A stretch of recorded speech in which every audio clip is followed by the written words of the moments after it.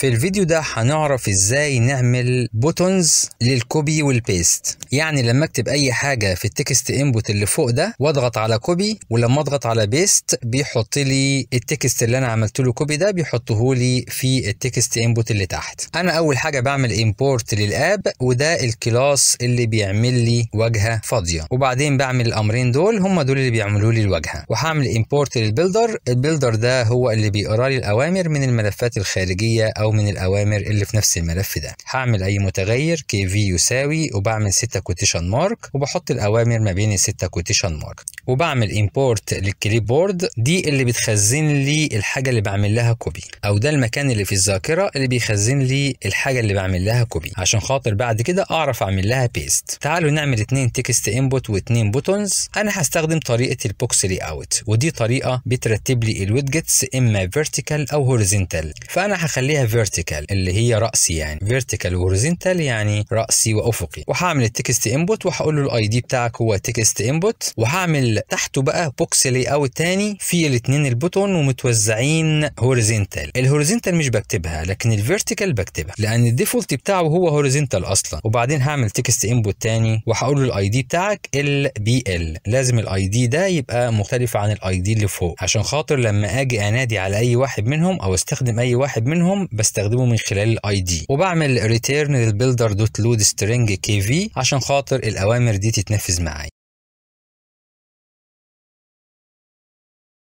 عشان البوتون يعمل معايا كوبي والبوتون التاني يعمل معايا بيست، هروح للبوتون بتاع الكوبي وهقول له on release clipboard.copy text input.text. يعني هقول له لما اضغط عليك خد التكست اللي موجود في التكست انبوت ده وحطه في الكليب بورد في المساحه التخزينيه المؤقته. وهروح لبتاعه البيست وهقول لها اعملي بيست في ايه؟ في LBL.text، يعني في التكست انبوت التاني. تمام كده. في عندي برنامج تاني اهو، ده انا بيعمل لي كوبي للجزء اللي بحدده بس، يعني بحدد جزء معين بالشكل ده واضغط على كوبي وبعدين بيست بيعمل لي كوبي وبيست للجزء اللي بحدده بس. هسيب لكم الاوامر دي في الديسكريبشن. برضو بعمل 2 تكست انبوت و2 بوتون، بس هنا عملتهم جوه الكلاس الاساسيه، ما حطيتهمش جوه الKV. بنفس الطريقه برضو بعمل بوكس لي اوت، بحطهم في اي متغير، وبرضو بقول له ان انت فيرتيكال، وبعدين بعمل التكست انبوت، وبعدين بعمل بوكس لي اوت تاني وبقول له انت